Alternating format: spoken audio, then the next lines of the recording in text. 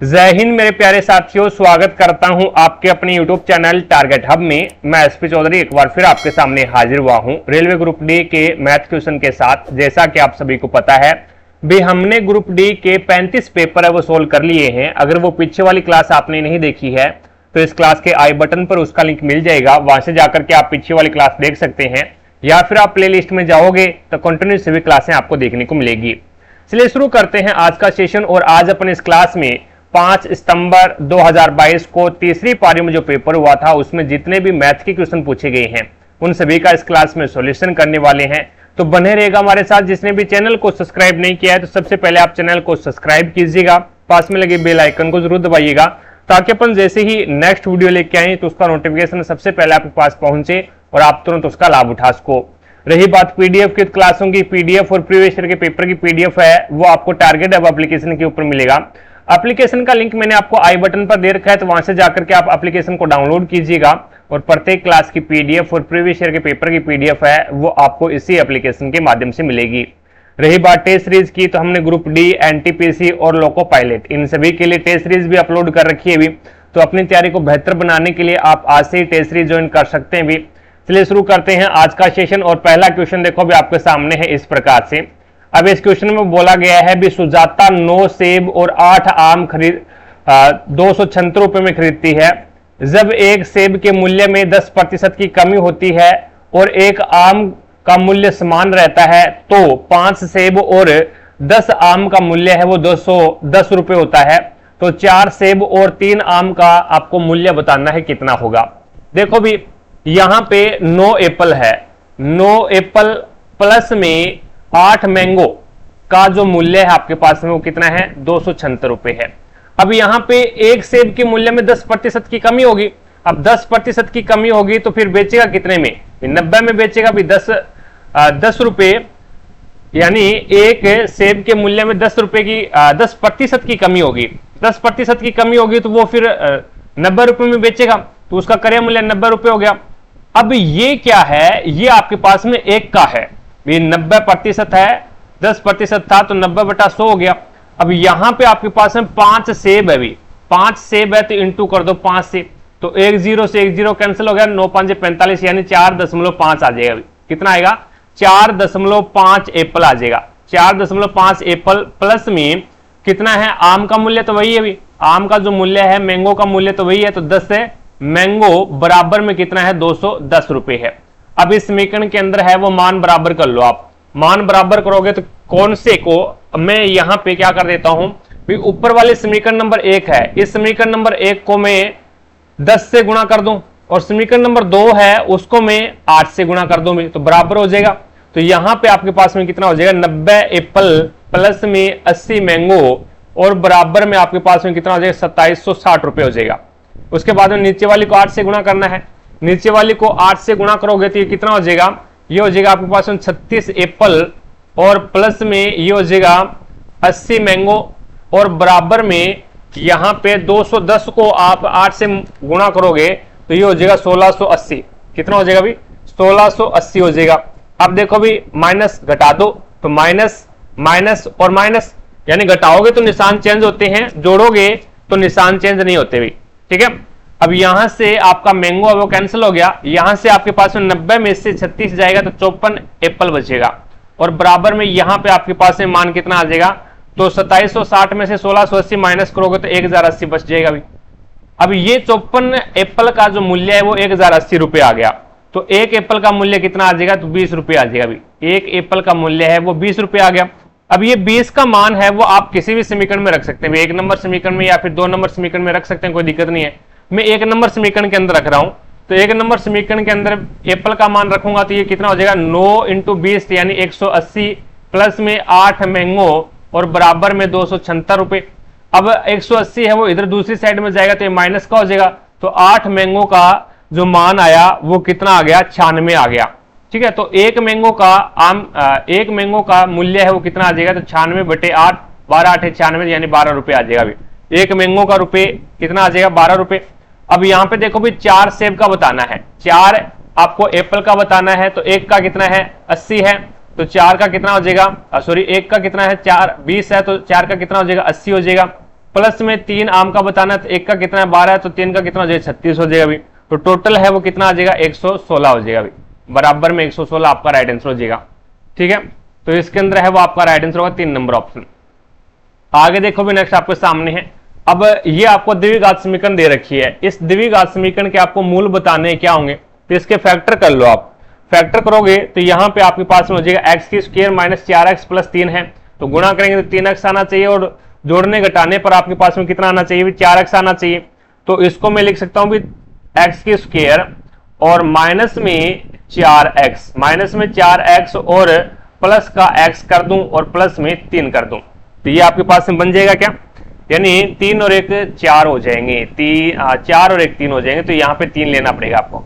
ये 3x ले लूं और यहाँ पे भी माइनस का मैं क्या ले लूं, माइनस का x ले लूं भी, तो 3x और x कितना हो जाएगा 4x हो जाएगा, जोड़ेंगे तो माइनस का 4x और गुणा करवाएंगे तो 3x और x की गुणा करवाएंगे तो 3x का स्क्वायर आ जाएगा।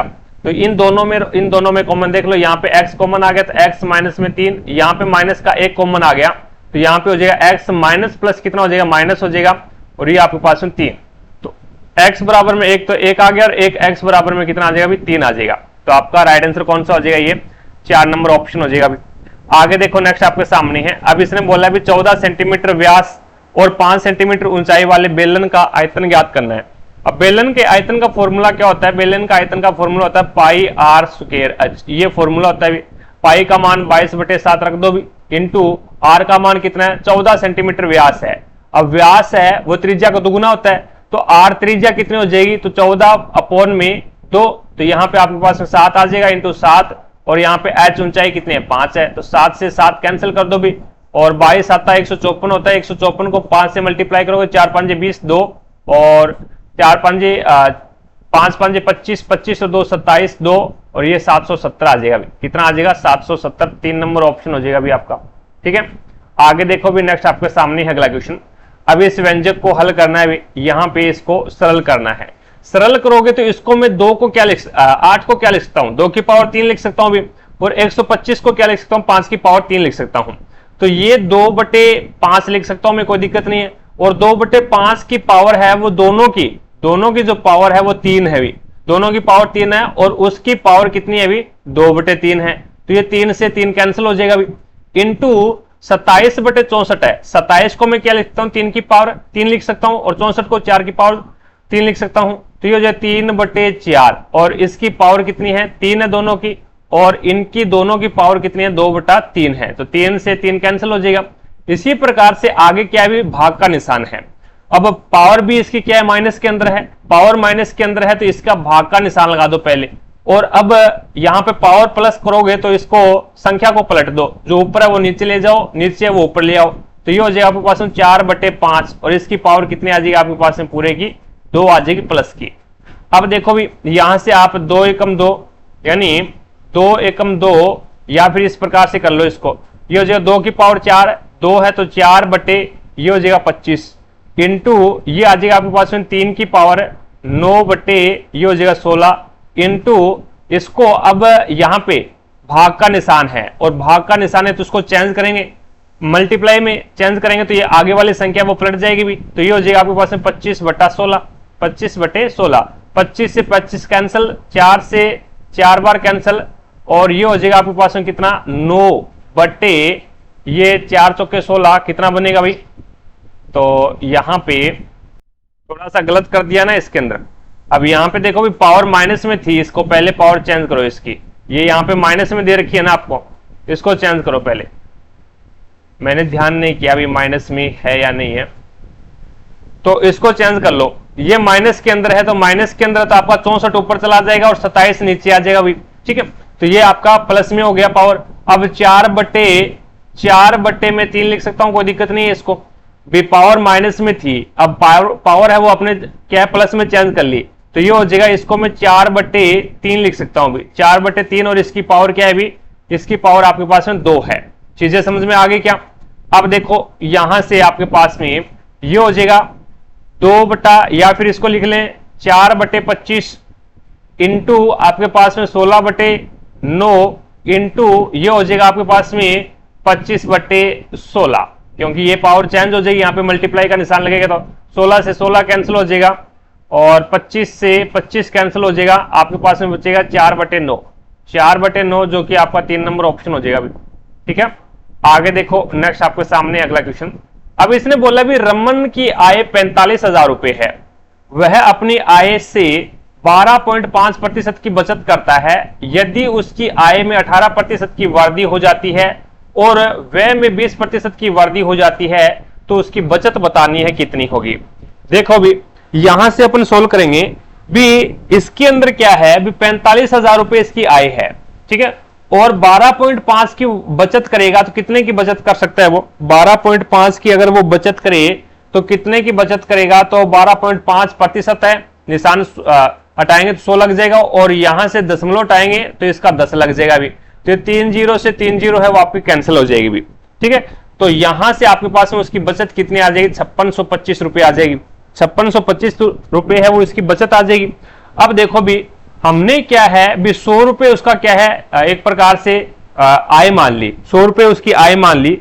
अब यहां से अपन बात करें भी वो क्या करेगा, 12.5 रुपए बचाएगा, 12.5 रुपए है वो बचाएगा तो वो कितने में बेचेगा, 12.5 रुपए उसकी बचत है तो 87.5 उसका व्यय हो जाएगा, बेचेगा थोड़ी, 87.5 रुपए है वो उसका व्यय हो जाएगा। 100 रुपए उसकी आय थी, उसमें 12.5%, 100 का 12.5 ही होता है, तो ये इतने उसने बचाए तो व्यय कितना हो गया, ये खर्चा हो गया इसका 87.5%। अब यहां से इसने क्या किया, अभी आय के अंदर वृद्धि कर दी 18% की, तो 100 का 18% 18 ही होता है तो 118 हो गया अभी। ठीक है, और उसके बाद में व्यय के अंदर वृद्धि कर दी 20 की, अब ये व्यय है, व्यय के अंदर है वो 20% की वृद्धि कर दी। अब 20% की वृद्धि करेगा तो कितना हो जाएगा, 105 हो जाएगा अभी। ठीक है, अब यहां से देखें तो हमारे अनुसार है वो इनकी बचत, अब इनकी बचत देख लो भी आप, इनकी बचत कितनी है यहाँ पे, यानी 118 से ये कितना 118 रुपए उसकी क्या था आय थी, और यहाँ पे उसका खर्च कितना हो गया, 105 रुपए हो गया। अब इसकी जो बचत आई वो कितनी आ गई, इसमें 13 रुपए है वो उसकी बचत आ गई। अब देखो भी हमारे अनुसार उसका अंतर कितना आया, हमारे अनुसार है वो उनकी बचत के अंदर, अब देखो पहले कितनी थी भी बचत 12.5 रुपए, अब 13 रुपए बचत है, तो यानी 0.5 की क्या हो गई, वृद्धि हो गई, 0.5 रुपए। अब यही इसने बताना था भी उसकी बचत में क्या फर्क होगा या नहीं होगा। तो देखो भी 12.5 का मूल्य तो आपने अभी निकाला 5625 है, 12.5 का तो मूल्य आपने निकाला भी 5625 है, तो ये 12.5 बराबर में कितना हो जाएगा 5625, तो एक का मान कितना आ जाएगा 12.5। आपको मान किसका निकालना है, 0.5 का निकालना है, कितने की वृद्धि हुई वो देखना है, तो यहां पे 0.5 की वृद्धि हुई, और ये इसको काटोगे, पॉइंट हटाओगे, पॉइंट से पॉइंट कैंसिल हो गया भाई, पॉइंट से पॉइंट आपका कैंसिल हो गया। उसके बाद में इसको काट दो, इसको काटोगे तो ये आपके पास में 125 और 125 पांजे कितना हो जाएगा भाई, 125 पांजा ये आपका कट जाएगा, 125 से कितनी बार कटेगा, 225 बार कट जाएगा भाई, 225 बार कटेगा। और इसको पहले 25 एकम 25, 5 से ये 5 बार कट गया अभी, 25 पांजे 125, 25 से काट दिया हमने, 25 पांजे 125 और ये 225 बार कट जाएगा, फिर 5 से 5 हमने काट दिया, तो कितने की वृद्धि हुई, 225 रुपए की वृद्धि हो गई, 225 रुपए की वृद्धि हो जाएगी, जो कि आपका राइट आंसर होगा 3 नंबर ऑप्शन। चीजें समझ में आई क्या? आगे देखो भी नेक्स्ट आपके सामने है अगला क्वेश्चन। अब इसके अंदर आपको बताना है भी 0.987 और 87 के ऊपर बार है, इसी प्रकार से -0.756 और 56 के ऊपर बार है। अब आपको बताना P बटा Q के रूप में इसको लिखना है। देखो भी अब ये दशमलव है, 8987 और 2 अंकों के ऊपर बार है, तो जितने अंकों के ऊपर बार है उतने ही 9 लगा दो, और जिसके ऊपर बार नहीं है उसकी 0 लगा दो, और जिसके ऊपर बार नहीं है वो इस संख्या में से माइनस कर दो भी। चीजें समझ में आ गई, माइनस का निशान बीच में, और ये हो जाएगा आपके पास में 756, और जितने अंकों के ऊपर बार है उतने 9, और जिसके ऊपर बार नहीं है वो 0, और जिसके ऊपर बार नहीं है वो इसमें से माइनस कर दो। चीजें समझ में आ गई क्या? अब देखो भी, अब यहाँ पे 987 में से 9 जाएगा तो आपके पास में कितना बचेगा, 978 बचेगा। 978 बटे 990 माइनस में 756 में से 7 जाएगा तो 749 बचेगा, अपॉन में क्या है 990, अब 990 है वो इसका क्या है, एलसीएम आ गया। 978 में से 749 माइनस करोगे तो 229 आ जाएगा भाई, 229 आ जाएगा। और 229 बटा 990 पहला ही ऑप्शन है अभी, ठीक है। आगे देखो भी नेक्स्ट आपके सामने अगला क्वेश्चन। अब इसको आपको सरल करना है। सरल करोगे तो सबसे पहले आप कौन से को सॉल्यूशन कर लोगे, कौन से का सॉल्यूशन करोगे भी सबसे पहले आप।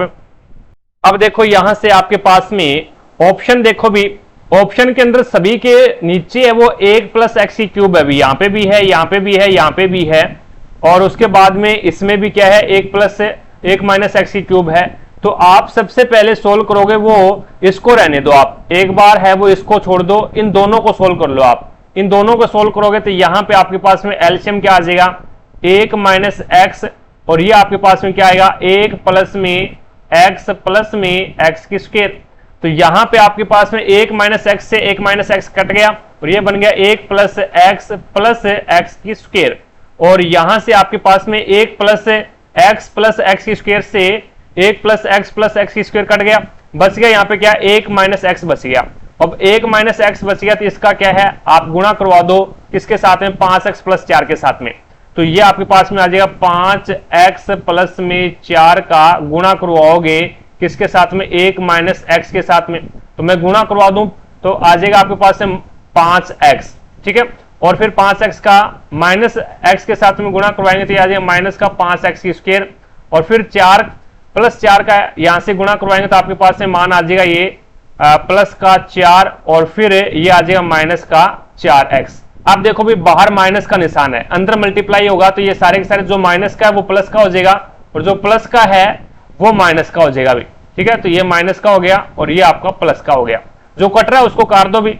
ये आपके पास में देखो भी 5x का स्क्वायर है, यहां से देखिए आपके पास में तो ये कितना है 4x है, ये 4x, और इसके अंदर है वो आपके पास में ये 4x का प्लस का है और ये भी x प्लस का है। तो 4x और ये 5, तो ये आपका माइनस का 5x है, तो ये कैंसिल हो गया, ठीक है। उसके बाद में x की स्क्वायर, आपके पास में x की स्क्वायर यहां पे है और क्या बन गया यहाँ पे ये 5x की स्क्वायर है, तो ये टोटल कितना हो गया भाई आपके पास में 6x की स्क्वायर हो गया। अब नीचे वाला करवा लो, अभी नीचे वाला गुणा करवाओगे तो ये आपके पास में 1 प्लस एक्स, और ये आपके पास में प्लस में एक्स की स्क्वायर, फिर एक्स माइनस एक्स की स्क्वायर के साथ माइनस एक्स का गुणा करवाओगे तो ये हो जाएगा माइनस का एक्स, और ये आ जाएगा आपके पास में माइनस एक्स की स्क्वायर, और फिर ये आ जाएगा आपके पास में माइनस का एक्स की क्यूब, ठीक है। तो यहां से ये प्लस का है और ये माइनस का है, कैंसिल हो गया। और उसके बाद में ये प्लस का है और ये माइनस का है, ये कैंसिल हो गया। आपके पास में क्या बन गया 1 माइनस में एक्स की क्यूब बन गया यहाँ पे, ठीक है।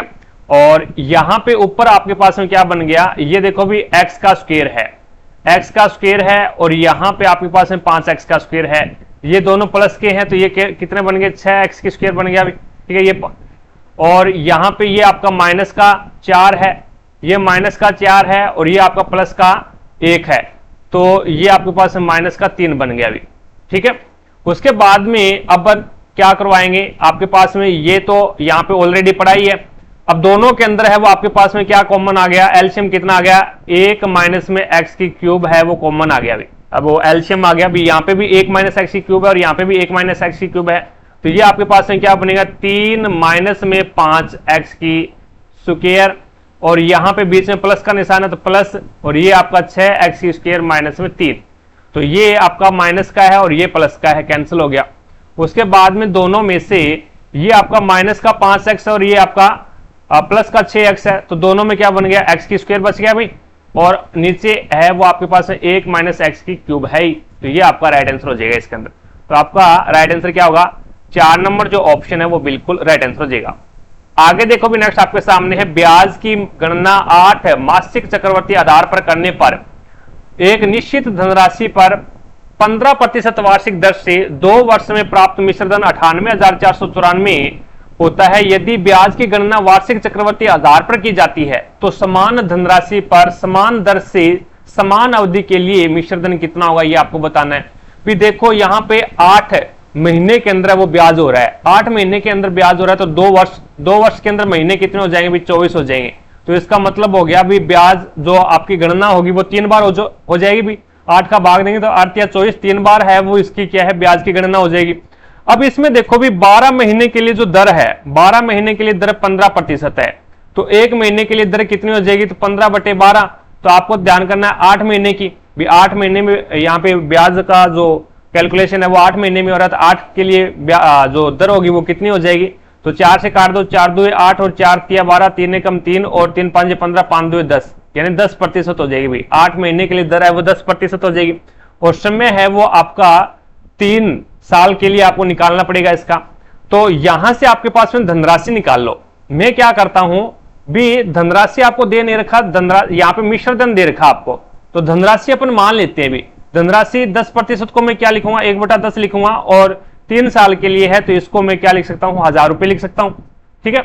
और पहले साल के लिए, दूसरे साल के लिए और ये तीसरे साल के लिए कितना लगेगा, 1/10 लगेगा। अब 1/10 लगेगा तो यहां से आपके पास में मान कितना आ जाएगा, ये आ जाएगा 100, ये भी 100 और ये भी आपका 100 आ जाएगा। फिर 1/10 लगेगा तो ये भी 10 आ जाएगा और ये भी आपका 10 आ जाएगा, और ये तीसरे साल के कितना आ जाएगा 10, और ब्याज के ऊपर भी ब्याज लगता है तो यहाँ पे भी ये कितना आ जाएगा आपका 1 आ जाएगा। तो ये कितना हो जाएगा अभी आपके पास में, ये हो जाएगा आपके पास में टोटल जो मिश्रधन है वो 1331 रुपए आ गया। आपके पास में टोटल मिश्रधन 1331 रुपए आ गया। अब इसने कितना दे रखा है मिश्रधन, इसने 98,494 दे रखा है, तो ये हो जाएगा आपके पास में 1331 बराबर है 98,494। तो 1 का मान कितना आ जाएगा आपके पास में, तो 1 का मान है वो यहां से आप निकालिएगा। 1 का मान आपके पास में कितना आ गया, 74 आ गया, 74 आ गया। तो यहां पे 1000 का मान कितना आ जाएगा, तो वो धनराशि आपके पास में 74,000 रुपए आ जाएगी, ठीक है। अब आपको क्या बताना था, अब आपको बताना था भी चक्रवर्ती ब्याज के आधार पर समान धनराशि होनी चाहिए, समान दर होनी चाहिए, और समान अवधि के लिए देय मिश्रधन कितना होगा ये आपको बताना है। तो अवधि यहाँ पे 2 वर्ष है, और यहाँ पे आपके पास में जो ब्याज है वो कितना है, अब वो दर है वो कितने 15% है, तो यहाँ पे 15% कर दो भी, तो ये आपके पास में हो जाएगा 74,000 रुपए की, और 2 साल के लिए ये लो पहला और ये दूसरा 15% है, फ्रैक्शन में चेंज करोगे तो 3/20 आ जाएगा, ये 3/20 और ये भी 3/20, तो 3/20 निकालोगे इसका तो 11,100 रुपए आएगा, ये भी कितना आएगा 11,100 रुपए। अब ब्याज के ऊपर ब्याज भी लगता है, 3/20 ही लगेगा, तो इसका कितना आ जाएगा 1665 रुपए आ जाएगा भी। तो यहां से आपके पास में 74,000 रुपए तो वो धनराशि है ही आपके पास में, और ब्याज कितना हो गया 23,865 रुपए ब्याज हो गया अभी। टोटल जोड़ोगे तो आपके पास 97,865 रुपए आ जाएगा अभी। तो मिश्रधन कितना आ जाएगा 97,865, जो कि राइट आंसर होगा आपका पहला ही ऑप्शन, ठीक है। आगे देखो भी नेक्स्ट आपके सामने है। अब रजनी के पिता की आयु, रजनी के पिता की जो आयु है वो रजनी की आयु की 3 गुनी है, और रजनी की आयु उनकी बहन लावण्या की आयु की 2 गुनी है। अब से 2 वर्ष बाद उन तीनों की आयु 60 वर्ष है, तो रजनी की आयु बतानी है कितनी होगी। मैं रजनी की बहन की आयु x मान लेता हूं अभी। तो इसने क्या बोला, रजनी की आयु उसकी बहन की आयु की 2 गुनी है, तो रजनी की आयु कितनी हो जाएगी 2x हो जाएगी। और रजनी के पिता की जो आयु है वो रजनी की आयु की 3 गुनी है, तो इनको 3 से गुणा करेंगे तो ये हो जाएगा 6x। अब ये आपके पास में टोटल योग कितना हो जाएगा आपके पास में, तो 6 2 8 और 1 9x हो जाएगा। अब इसने क्या बोला, अब से 2 वर्ष बाद उन तीनों की आयु दे रखी है अभी। अब से 2 वर्ष बाद उन तीनों की आयु का योग दे रखा है, लेकिन 2 वर्ष बाद की है ये, तो अब इसको क्या बनाना है, अपने को वर्तमान बनाना है। वर्तमान बनाएंगे तो क्या करेंगे, 2 इसमें घटेगा, 2 इसका घटेगा और 2 ही इसका घटेगा, यानी टोटल आपको 6 माइनस करना पड़ेगा। 6 माइनस करोगे तो 60 में से 6 माइनस करोगे तो आपके पास में कितना बनेगा 54 बचेगा। यानी ये जो 54 वर्ष है ना, ये उन तीनों की वर्तमान आयु का योग है, और ये 60 वर्ष है वो उन तीनों की 2 वर्ष बाद की आयु का योग है। तो हमें तो क्या है वर्तमान चाहिए, तो 9x बराबर में 54, तो x का मान आपके पास में 6 आ गया अभी। x का मान 6 आ गया, तो रजनी की वर्तमान आयु बतानी थी, x किसकी मानी थी, रजनी की बहन की आयु मानी थी, ये 6 है तो ये 2x है, तो इसका मतलब ये आपके पास में कितनी हो जाएगी 12 हो जाएगी। तो यहाँ पे आपका राइट आंसर होगा 2 नंबर ऑप्शन। आगे देखो भी नेक्स्ट आपके सामने है 54 नंबर क्वेश्चन देखिएगा, ट्रिग्नोमेट्री का है। अब देखिएगा 54 नंबर क्वेश्चन ट्रिग्नोमेट्री का है, तो पूरे क्वेश्चन को साइन कोस में चेंज करो भी, ऊपर वाले को अलग और नीचे वाले को अलग, ठीक है। तो कोसेक थीटा को लिख सकते हैं 1/√2 साइन थीटा, माइनस में हमें दे रखा है साइन थीटा, और सेक थीटा को लिखेंगे 1 कॉस थीटा, माइनस में कॉस थीटा, टेन थीटा को लिखेंगे साइन थीटा बटे कॉस थीटा, और प्लस में कोट थीटा को क्या लिखेंगे भी, कॉस थीटा बटे साइन थीटा लिखेंगे। बिल्कुल कॉस थीटा यहां पे है ऑलरेडी, कोई दिक्कत नहीं है। सेक को चेंज कर दो, सेक को करेंगे 1 कॉस थीटा, माइनस में टेन को करोगे आप साइन थीटा बटे कॉस थीटा का होल स्क्वायर है। आगे आपको दे रखा है sec theta 1 cos theta plus tan theta, यानी साइन थीटा बटे कॉस थीटा। अब आपने पूरे क्वेश्चन को साइन कोस में चेंज कर दिया, इसके अलावा कोई आपको नंबर नहीं दिखाई दे रहा है।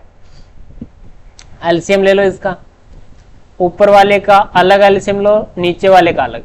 इसमें आपके पास में साइन थीटा एलसीएम आएगा तो ये बनेगा 1 माइनस साइन स्क्वायर थीटा, ये ब्रैकेट के अंदर ध्यान रखना। आगे वाले का एलसीएम आएगा कॉस थीटा, तो ये बनेगा 1 minus cos square theta, bracket बंद कर दो भैया इसका।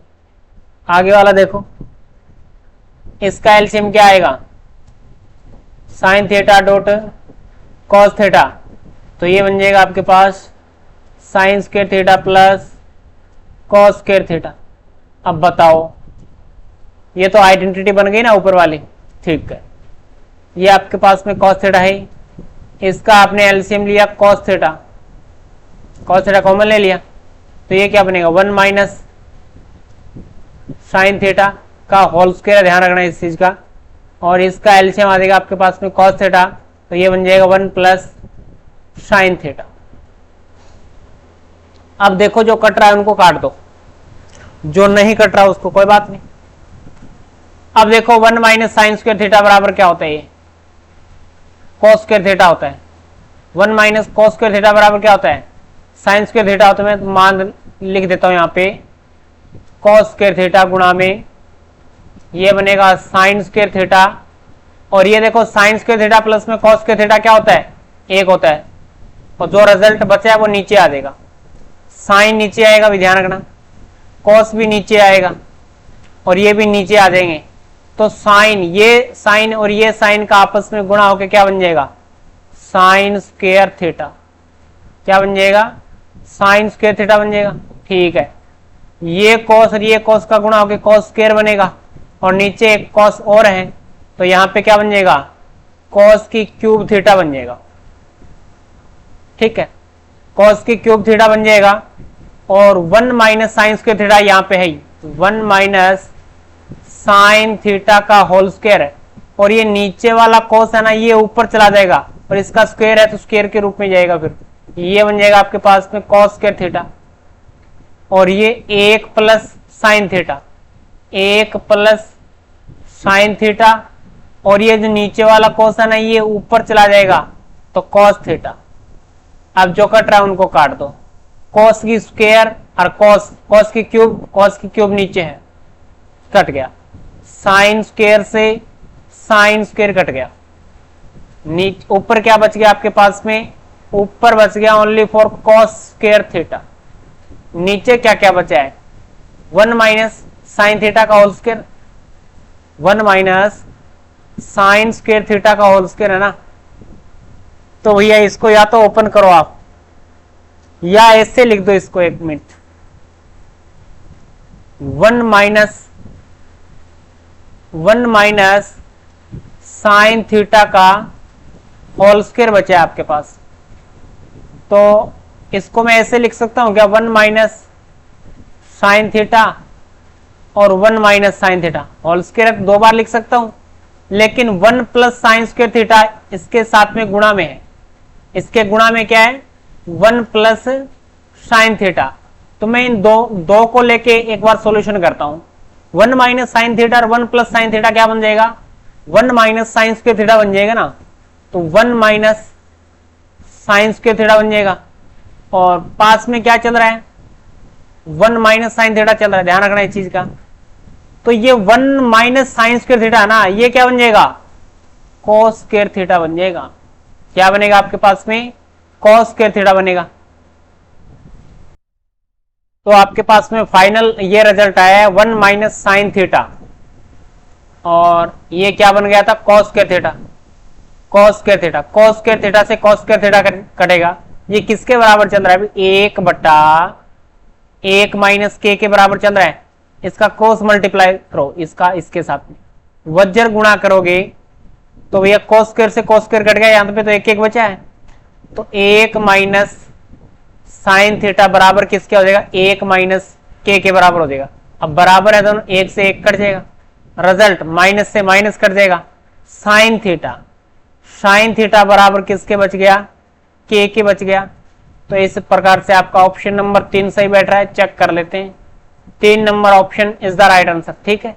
साइन थीटा आएगा, के का मान पूछे ना आपसे, के का मान बताना, तो के का मान साइन थीटा आएगा। तो ये सारे फॉर्मूले आपके याद होने चाहिए। आइडेंटिटी 3 आइडेंटिटी है, ठीक है। पहले तो sir sign square theta plus में कॉस स्क्वायर थीटा, ये बराबर 1 हो जाता है, ये आइडेंटिटी है। 2 और है सेक 10 में, ठीक है, और एक कोसेक सेक में, कोसेक कॉट में है, ठीक है। तो सारे ये फॉर्मूले ट्रिग्नोमेट्रिक होंगे तभी ये क्वेश्चन संभव है, अन्यथा ये संभव नहीं हो पाएगा। तो चलते हैं नेक्स्ट क्वेश्चन की तरफ। अगला क्वेश्चन देखो भी नेक्स्ट आपके सामने है। अब इसमें द्विघात समीकरण आपको दे रखी है, पर इसके उभयनिष्ठ मूल आपको बताने हैं भी। उभयनिष्ठ मूल कौन से होंगे ये आपको बताना है यहाँ पे। तो आप है वो या तो ये करो भी, इसमें से ये मान उठा लो भी, ऑप्शन उठा लो और सभी में x का मान रख दो भी। जैसे 2 उठाया है तो इसका मान 0 होना चाहिए। अगर इसका मान 0 हो रहा है इस समीकरण का मान, तो वही मूल है वो आपको इसमें रखने पड़ेगा x की जगह, और इसका मान 0 कर दो। या फिर आप इसके फैक्टर कर लो भी। फैक्टर करोगे तो जैसे यहाँ पे 2x की स्क्वायर माइनस 5x माइनस 3 बराबर 0 है, तो गुणा करने पे आपके पास में 6x की स्क्वायर आना चाहिए, और जोड़ने और घटाने पर 5x की स्क्वायर आना चाहिए, 5x आना चाहिए। तो आपके पास में क्या बनेगा, ये बन जाएगा 2x की स्क्वायर, 2x की स्क्वायर माइनस में 6x और प्लस का x ले लो और माइनस का 3। इन दोनों में कॉमन आ रहा है आपका 2, दोनों में कॉमन क्या आ रहा है, 2x कॉमन आ रहा है। तो यहाँ पे बच गया x माइनस में 3, और यहाँ पे आपके पास है प्लस का 1 कॉमन आ रहा है, तो ये आ गया आपके पास में x माइनस में 3। तो एक तो आपके पास में बन जाएगा भी x बराबर में 1/2, एक तो ये बन जाएगा। और दूसरा आपके पास में x बराबर में ये बनेगा माइनस का 1/2, ये माइनस प्लस का है, इधर जाएगा तो माइनस का हो जाएगा 1/2, और एक बनेगा x बराबर में 3। दूसरा यहाँ पे देखो, दूसरे इसका अगर अपन पार्ट करेंगे तो ये आपके पास में हो जाएगा x का स्क्वायर, और x का स्क्वायर 4 12 होते हैं ना, तो ये हो जाएगा आपके पास में प्लस का 4x और माइनस का 3x और माइनस 12। तो यहां से आपके पास में x कॉमन आ गया, x प्लस में 4, और यहाँ पे आपके पास में माइनस का 3 कॉमन आ गया, तो ये x माइनस माइनस क्या हो जाएगा प्लस में, और 3 चौके 12। तो एक तो आपके पास में x बराबर 3 आ गया, और एक आपके पास में x बराबर माइनस 4 आ गया। दोनों में उभयनिष्ठ क्या आ रहा है, x बराबर 3 आ रहा है, तो इसका मतलब 3 आपका राइट आंसर हो जाएगा इसके अंदर, ठीक है। तो आपका यहाँ पे 4 नंबर ऑप्शन हो जाएगा। आगे देखो नेक्स्ट आपके सामने है, एक आपकी जानकारी के लिए मैं बता दूं, अगर किसी भी दोस्त को बायोलॉजी, केमिस्ट्री और फिजिक्स तीनों सब्जेक्टों के एनसीईआरटी बेस्ड नोट्स चाहिए, तो मेरे द्वारा बनाए गए नोट्स आपको टारगेट हब एप्लीकेशन के ऊपर मिल जाएंगे भी। एप्लीकेशन का लिंक मैंने आपको आई बटन पर दे रखा है, तो वहां से जाकर के आप एप्लीकेशन को डाउनलोड कीजिएगा, और इसके ऊपर एक नोट्स का फोल्डर बना हुआ है भी।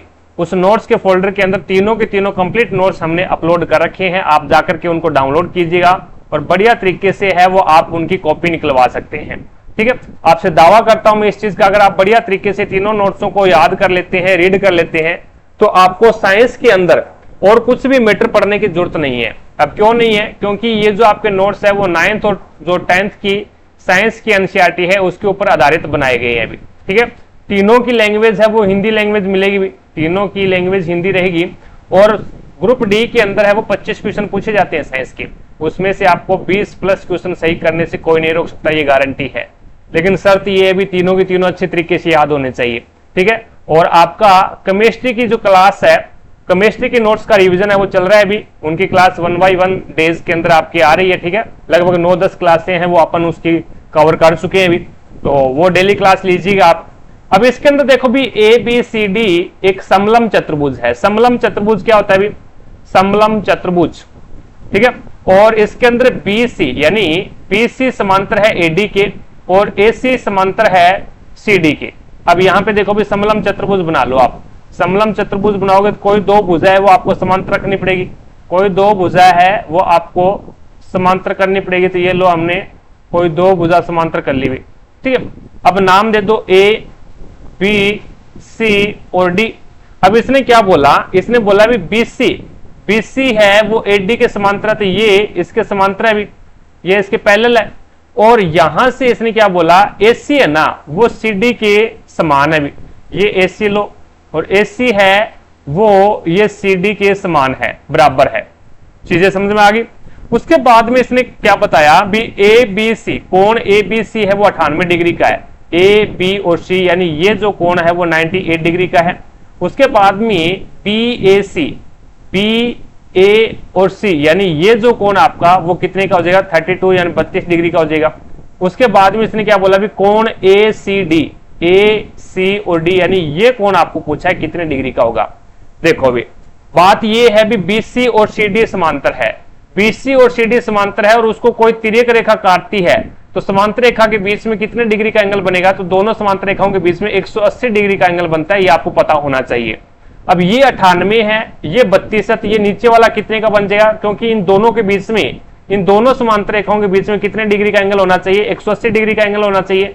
तो ये 98 है, ये 32 है, तो 98 प्लस में 32 कितना बन गया? ये 8 2 10 और ये 130 डिग्री का बन गया। यानी कहने का मतलब दोनों के बीच में 180 डिग्री बनना चाहिए। तो ये नीचे वाला कितना रह गया भाई? 180 में से 130 माइनस कर दो, 50 डिग्री बचेगा। ये नीचे वाला आपका 50 डिग्री है। आपको पता है भी दो भुजाएं इसमें समान है और समान भुजाओं के सामने की जो एंगल है वो भी समान होते भी। तो इस भुजा का सामने का एंगल ये होगा तो ये 50 डिग्री है, इस भुजा का सामने का एंगल ये होगा तो ये भी 50 डिग्री है भी। और त्रिभुज के तीनों कोणों का योग कितना होता है? त्रिभुज के तीनों कोणों का योग है वो 180 डिग्री होता है भी। त्रिभुज के तीनों कोणों का योग है वो आपका 180 डिग्री होता है। तो यहां से आपके पास में ये 50 है तो ये भी 50 हो गया, तो 50 से 50 कितने हो गए? 100 हो गए। तो ये एंगल आपका कितना बच गया? तो ये एंगल आपका 80 डिग्री का बच गया। चीजें समझ में आ गई क्या? तो यहाँ पे आपका राइट आंसर कौन सा हो जाएगा? ये पहला ही ऑप्शन हो जाएगा भाई। आगे देखो नेक्स्ट आपके सामने है। अब निम्नलिखित में से कौन सी सबसे छोटी अभाज्य संख्या है? सबसे छोटी भाज्य संख्या है। आपको पता है भी दो सबसे छोटी क्या है? अभाज्य संख्या भी। दो सबसे छोटी अभाज्य संख्या है, यानी भाज्य संख्या वो संख्या होती है जो स्वयं और एक के अलावा अन्य से डिवाइड हो जाए। जो स्वयं और अन्य के अलावा है वो स्वयं और एक के अलावा, स्वयं और एक के अलावा अन्य से डिवाइड हो जाए तो वो आपकी क्या है? भाज्य संख्या होगी। अब दो है वो या तो एक या फिर दो खुद से डिवाइड हो रही है, बाकी किसी से डिवाइड हो ही नहीं रही। उसके बाद में 4 देखो आप, 4 है वो आपकी 2 से भी डिवाइड हो रही है, 1 से भी डिवाइड हो रही है और 4 से भी डिवाइड हो रही है। तो इसका मतलब आपकी भाज्य संख्या सबसे छोटी कौन सी हो जाएगी? 4 हो जाएगी, जो कि राइट आंसर होगा एक नंबर ऑप्शन। आगे देखो भी नेक्स्ट आपके सामने है। इसमें आपको निकटतम मान लेके आना है भी। निकटतम मान लेके आना पहले सबसे पहले आपको क्या करना पड़ेगा? भाग सॉल्यूशन करना पड़ेगा भाई। भाग जैसे ही आप हल करोगे उसके बाद में मल्टीप्लाई वाला और उसके बाद में आप प्लस या माइनस में से कोई भी एक कर सकते हो, कोई दिक्कत नहीं है।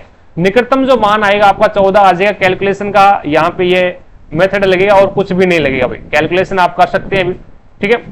अब आपको ज्ञात करना है उस घन का आयतन ज्ञात कीजिए जिसकी भुजा 8 है। अब घन का आयतन क्या होता है? तो घन का आयतन होता है भुजा की क्यूब। भुजा की क्यूब है वो घन का आयतन होता है भी। तो यहाँ पे 8 की क्यूब करोगे तो ये कितना हो जाएगा? 512 सेंटीमीटर की क्यूब, जो कि आपका राइट आंसर होगा 4 नंबर ऑप्शन। आगे देखो भी नेक्स्ट आपके सामने है।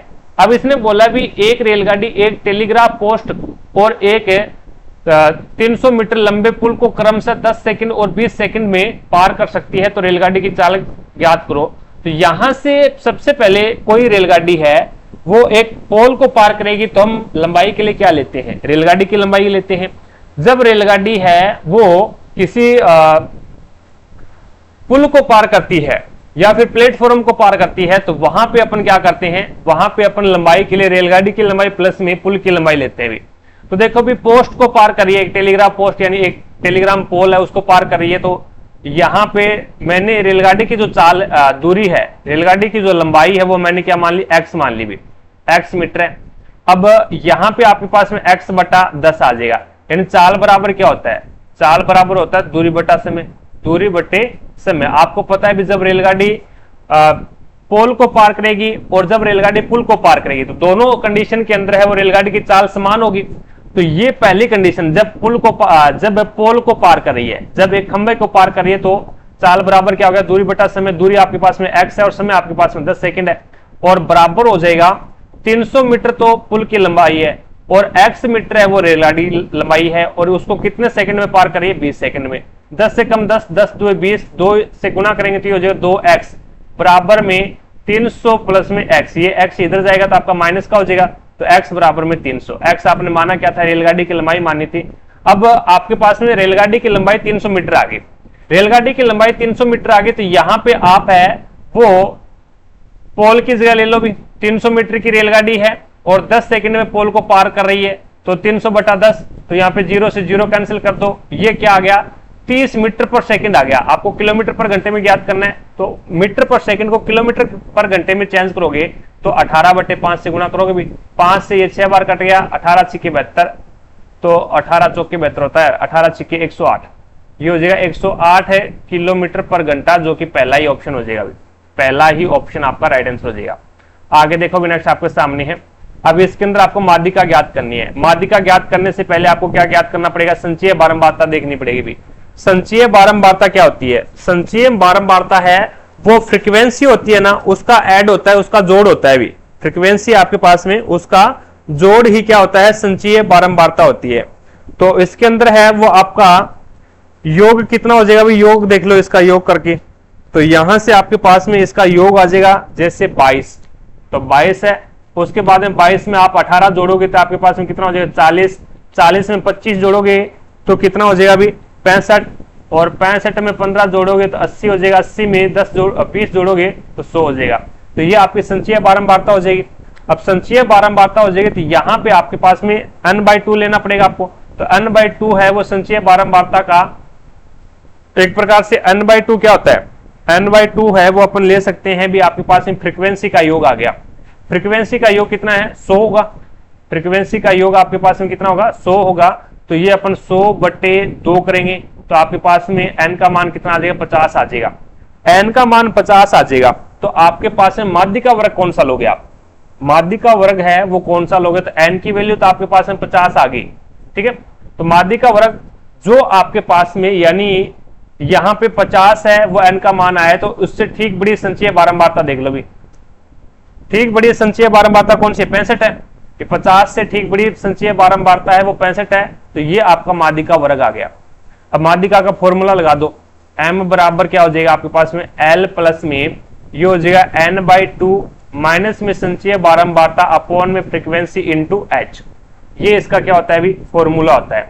अब देखो भी यहां पे आपके पास में l क्या है, लोअर लिमिट यानी निम्न सीमा कौन सी है, तो ये आपके पास में 200 है, और प्लस में n/2 कितना है, अभी n/2 होता है ना वो आपका फ्रीक्वेंसी का जोड़ होता है भी, n होता है आपका फ्रीक्वेंसी का जोड़, फ्रीक्वेंसी का जोड़ आया 100 और इसमें 2 का भाग लगा दोगे तो n/2 का मान आ जाएगा आपके पास में 50, माइनस में c संचयी बारंबारता।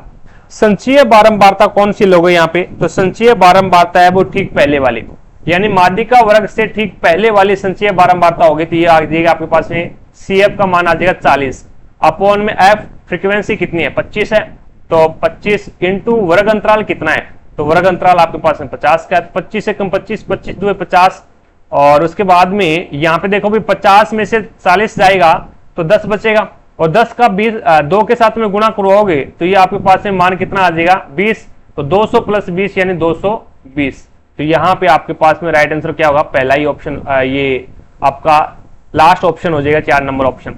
आगे देखो भी नेक्स्ट आपके सामने है, 2 पाइप आपको दे रखी हैं, 2 पाइप है A और B, एक टंकी को क्रम से 21 और 18 घंटे में भर सकते हैं। दोनों पाइप एक साथ खोल दिए जाएं, दोनों पाइप है वो एक साथ खोल दिए जाएं तो टंकी को भरने में कितना समय लगेगा ये आपको बताना है। तो इसके अंदर देखो भी पाइप A है वो 21 घंटे में और पाइप B है वो 18 घंटे में टंकी को भर सकता है। दोनों का एलसीएम कितना आ गया, तो 126 ले लो भी एलसीएम, तो ये हो जाएगा आपके पास में भाग चला जाएगा 6 बार और ये आपका 7 बार चला जाएगा, ठीक है। तो कहने का मतलब है भी ए एक घंटे के अंदर 6 लीटर पानी डाल रहा है, बी एक घंटे के अंदर है वो 7 लीटर पानी डाल रहा है, दोनों मिलकर के एक घंटे के अंदर है वो 13 लीटर पानी डाल रहे हैं। ठीक है, आपको पानी डालना कितना है 126 लीटर डालना है अपन में 13, तो यहाँ पे 13 का भाग दोगे तो 13 निमा 117 होता है। भी बच गया कितना, तो ये बच जाएगा 9, यानी 126 में से 117 जाएगा तो 9 बचेगा, अपॉन में जिसका भाग लगा रहे हैं उसका भाग लगा दो भी, तो 9 से ही 9/13 घंटे के अंदर है वो टंकी को पूर्ण रूप से भर देंगे। तो आपका राइट आंसर क्या होगा, ये 4 नंबर ऑप्शन हो जाएगा भाई। 4 नंबर ऑप्शन को आप छोटा और कर लो भी, तो ये आप 3 से काट दो, 3 निम 27 और 13 3 39, तो ये आपके पास में मान आ जाएगा 9 से 9/13, जो कि 4 नंबर ऑप्शन हो जाएगा। आगे देखो भी नेक्स्ट आपके सामने है। अब इसके अंदर आपको बोला गया है, क्या बोला गया है, ये बोला गया है भी यदि किसी महीने के दौरान भोजन और शिक्षा पर व्यय की गई राशि क्या है 15,000 रुपए है, और उसी महीने में व्यय की गई कुल राशि लगभग कितनी होगी ये आपको बताना है। तो भोजन और शिक्षा के ऊपर है वो 15,000 रुपए ये व्यय करता है, तो फूड का कितना है 64 डिग्री है भी, फूड का 64 डिग्री है, और यहाँ पे भोजन और शिक्षा एजुकेशन पे कितना कर रहा है, ये एजुकेशन के ऊपर 58 डिग्री खर्च कर रहा है भी। तो टोटल कितना होगा 64 प्लस में 58, 64 प्लस में आप 58 करोगे तो टोटल आपके पास में कितना मान आ जाएगा भैया, तो 64 प्लस में 58 का योग करोगे तो आपके पास में 8 और 4 9 12, 1 और 6 और 5 11 और 1 12, यानी 112 डिग्री आ गया। 112 डिग्री आ गया क्या, 112 नहीं है, ये आ जाएगा आपके पास में 4 5 11 और 1 12, यानी 122 डिग्री आ गया अभी। 122 डिग्री, 122 डिग्री का मान कितना आ गया आपके पास में 15,000 आ गया। अब 1 डिग्री का मान कितना आ जाएगा, तो ये आ जाएगा आपके पास में 15,000 अपॉन में 122। आपको क्या है टोटल ज्ञात करना है, टोटल कितना है 360 डिग्री है। अभी एक सर्कल के अंदर 360 डिग्री का एंगल बनेगा, तो 360 डिग्री।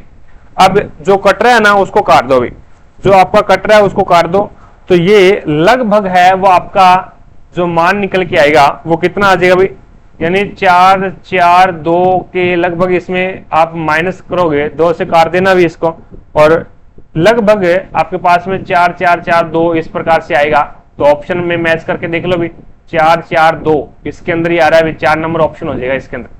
4 नंबर जो ऑप्शन है वो आपका बिल्कुल राइट आंसर हो जाएगा भी। ठीक है, आगे देखो भी नेक्स्ट आपके सामने है। अब एक चतुर्भुज जिसकी भुजाएं बराबर हो और भुजाओं के बीच के सभी कोण 90 डिग्री हो तो उसे क्या कहेंगे। एक चतुर्भुज है, ये लो, ये एक क्या है चतुर्भुज है, और इनकी सारी की सारी भुजाएं इक्वल हो, सभी भुजाएं हैं वो समान हो, और प्रत्येक के बीच में 90 डिग्री का एंगल हो। ऐसा चतुर्भुज आपने कहीं पे भी देखा है क्या, ये 90 डिग्री का, ये 90 डिग्री का।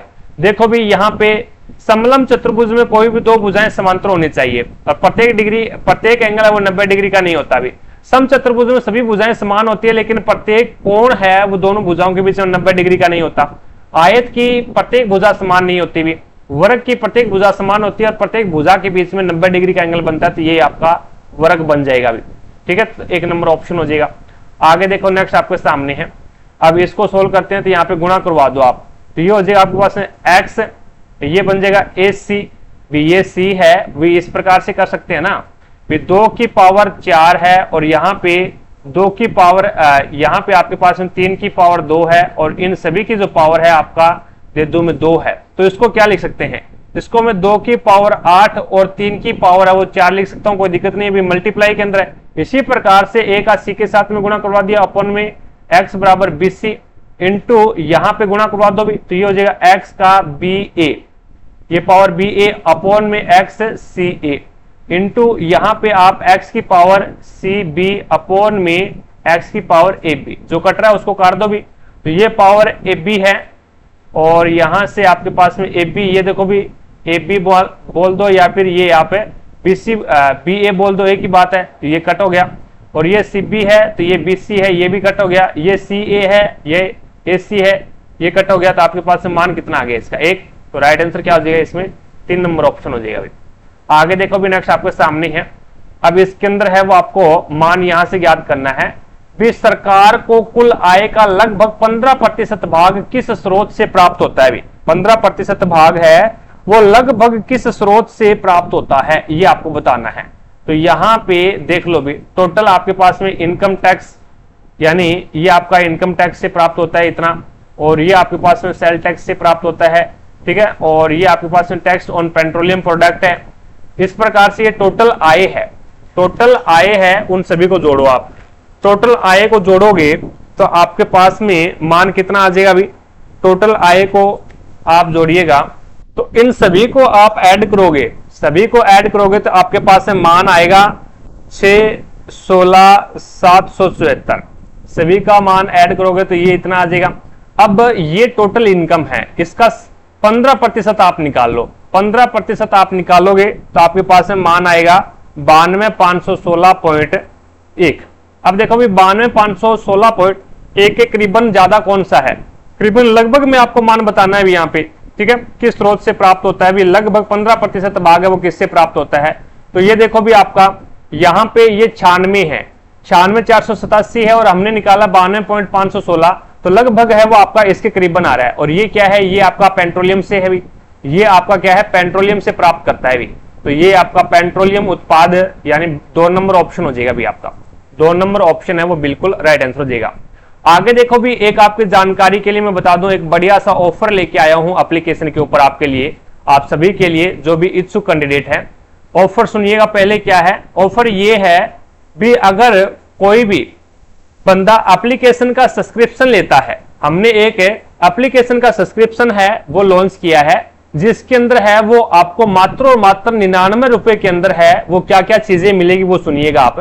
टारगेट अब एप्लीकेशन के ऊपर जितनी भी टेस्ट सीरीज है वो सारी की सारी आपके लिए अनलॉक हो जाएगी भी, और टारगेट अब एप्लीकेशन के ऊपर जितने भी नोट्स हैं वो सारे के सारे आपके लिए अनलॉक हो जाएंगे, और टारगेट अब एप्लीकेशन के ऊपर जितने भी प्रीवियस ईयर के पेपर की पीडीएफ है वो सारी की सारी आपके लिए अनलॉक हो जाएगी, और जितनी भी यूट्यूब पे क्लासें लग रही है उन सभी की पीडीएफ है वो आपके लिए अनलॉक हो जाएगी मात्र और मात्र 99 रुपीज के अंदर।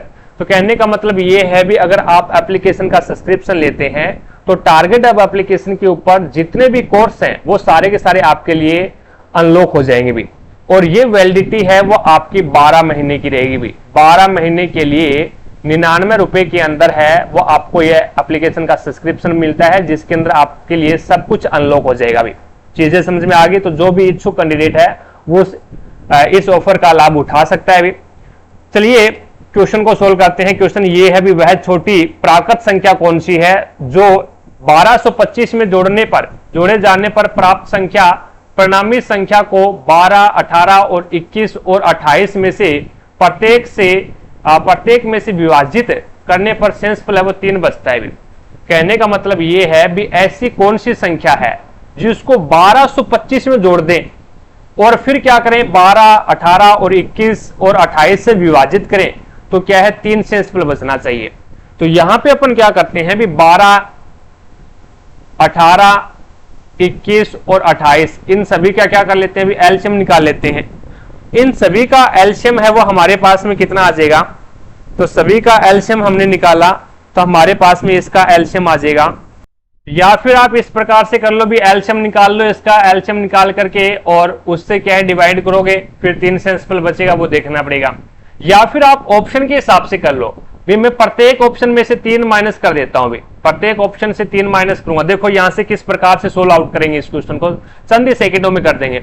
41 में से 3 माइनस करेंगे, 41 में से 3 माइनस करोगे तो आपके पास में मान कितना आएगा भी, तो ये आपके पास में मान आ जाएगा 38, 38 में से 3 माइनस करोगे 35, 35 में से 3 माइनस करोगे 32 और 43 में से 4 40। अब देखो भी अब ये संख्या आपको जोड़नी है भी, ये संख्या है वो इसमें से जोड़ के देखना पड़ेगा। अब यहां पे मान ये आता है भी अगर मैं 38 इसमें से जोड़ूं, 38 अगर मैं इसमें 35 में जोड़ूं, सबसे छोटी देखनी है आपको, तो 5 में अगर 8 जोड़ूंगा तो इकाई एक अंक 3 आएगा, 3 आएगा जो कि एक विषम संख्या बन जाएगी जो कि 12 से 18 से 21 से डिवाइड हो ही नहीं सकती भी, ठीक है। उसके बाद में अगर मैं 5 में 5 जोड़ूंगा तो इकाई का अंक 0 आएगा, ठीक है, पढ़ा रहने दे। अगर मैं 5 में 2 जोड़ूंगा, 5 में 2 जोड़ूंगा तो इकाई का अंक 7 आएगा, तो 7 आएगा तो ये तो एक विषम संख्या बन गई जो कि 12 से 18 से डिवाइड ही नहीं होगी।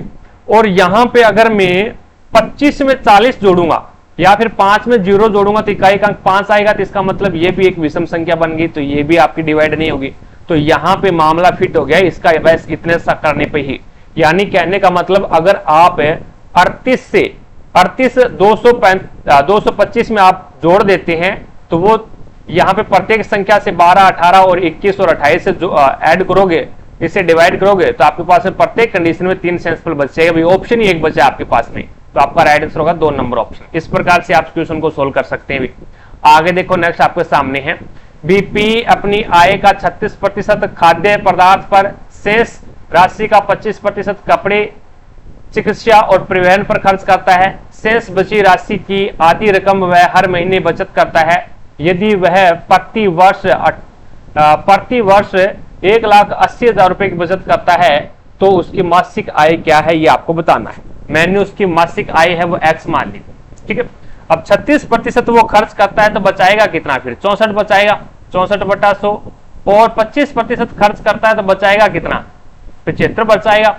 और उसके बाद में उसने क्या बोला, उसके बाद में इसने बोला भी शेष बची राशि, जो शेष राशि बची है उसका आधी रकम वह हर महीने बचाता है। तो आधी रकम बचाता है तो उसका बाद में आधी खर्च करता है, फिर वो तो आधी बचाता है, तो यहाँ पे 1/2 बराबर में आपके पास में कितना आ गया, बराबर में आपके पास में इसका मान आपके पास में कितना आ गया भी, यानी 1,80,000।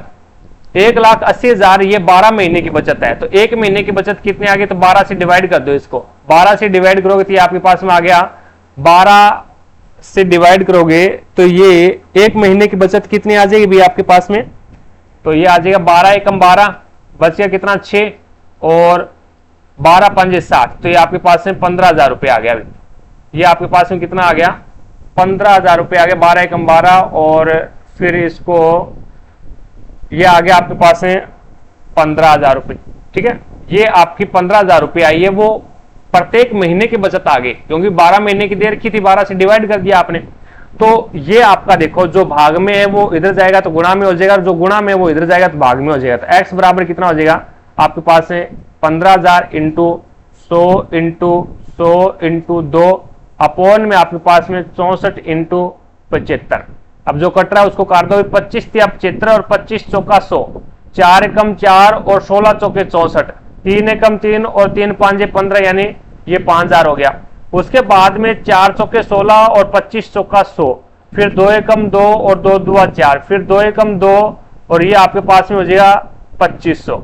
अब यहाँ पे आपके पास में 2500 इंटू 25, तो ये आपके पास में कितना चला जाएगा, 25 इंटू 25 कितना होता है, 725 होता है, और डबल जीरो है तो डबल जीरो लगा दो भी, तो 62,500 रुपये आ जाएगा। 62,500 रुपये पहला ही ऑप्शन आपका राइट आंसर हो जाएगा भी, तो उसकी आय है वो 62,500 हो जाएगी। आगे देखो भी, नेक्स्ट आपके सामने है। अब इसमें क्या बोला गया, नीचे दिए गए आंकड़ों में x एक शर्ट का साइज है और f प्रतिदिन की गई बिक्री को दर्शाता है, तो किस साइज की शर्ट की मांग है वो सबसे ज्यादा है, जिसकी बिक्री सबसे ज्यादा है भी। f प्रतिदिन की बिक्री है, f है ये बिक्री है, x है वो साइज है।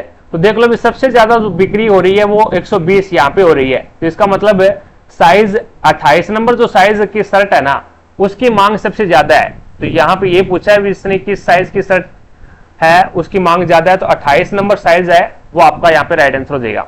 आगे देखो भी, नेक्स्ट आपके सामने है। अब इसने बोला भी एक टंकी में 3 पाइप ए बी सी, ए और बी अकेले टंकी को क्रम से 4 घंटे में और 3 घंटे में भर सकते हैं भी। ए है वो अकेला 4 घंटे में, बी है वो अकेला 3 घंटे में भर सकता है, और इसने क्या बोला, सी पूर्ण रूप से भरी टंकी को 2 घंटे में खाली कर सकता है भी। सी है वो उसे 2 घंटे में खाली कर सकता है। अब तीनों पाइपों को एक साथ खोल दिया जाए तो टंकी पूर्ण रूप से कितने घंटे में भर जाएगी, ये आपको बताना। तो 12 इसका एलसीएम आ गया, 4 तिया 12, 3 चौके 12 और 6 दुए 12। तो यहाँ पे देखो भी, यानी ए एक दिन 1 घंटे में 3 लीटर पानी डालता है, बी 1 घंटे में 4 लीटर पानी डालता है, और सी 1 घंटे में 6 लीटर पानी बाहर निकालता है। तो इसका मतलब 7 - 6 यानी 1 घंटे के अंदर शुद्ध पानी है वो 1 लीटर जाएगा टंकी के अंदर। तो यहाँ पे 1 घंटे में 1 लीटर पानी जा रहा है, तो 12 घंटे में 12 लीटर पानी, तो 12 घंटा आपका यहाँ पे राइट आंसर हो जाएगा। कौन सा, 2 नंबर ऑप्शन। चीजें समझे क्या, तो इस प्रकार से हमने एक पेपर और कंप्लीट किया। आई होप आपको प्रत्येक क्वेश्चन समझ में आया होगा। अगर फिर भी कोई भी क्वेश्चन में आपको डाउट लगती है तो कमेंट सेक्शन में कमेंट करके जरूर बताएं, आपके डाउट को क्लियर किया जाएगा। क्लास पसंद आई है तो दिल से लाइक करें, ज्यादा से ज्यादा शेयर करें अपने सभी दोस्तों के साथ में, ताकि सभी दोस्तों को क्लास का लाभ मिले। और चैनल पर नए हैं, अभी तक आपने चैनल को सब्सक्राइब नहीं किया है तो चैनल को सब्सक्राइब करके पास में लगे बेल आइकन को जरूर दबा लें, ताकि अपन जैसे ही नेक्स्ट वीडियो लेके आए तो उसका नोटिफिकेशन सबसे पहले आपके पास पहुंचे और आप तुरंत उसका लाभ उठा सको। रही बात पीडीएफ की, तो क्लासों की पीडीएफ और प्रीवियस ईयर के पेपर की पीडीएफ है वो आपको टारगेट हब एप्लीकेशन के ऊपर मिलेगा। एप्लीकेशन का लिंक मैंने आपको आई बटन पर दे रखा है, तो वहां से जाकर के आप एप्लीकेशन को डाउनलोड कीजिएगा और प्रत्येक क्लास की पीडीएफ और प्रीवियस ईयर के पेपर की पीडीएफ है वो आपको इसी एप्लीकेशन के माध्यम से मिलेगी। तो आज की क्लास में इतना ही, भी मिलेंगे अपन नेक्स्ट क्लास में, तब तक के लिए जय हिंद जय भारत।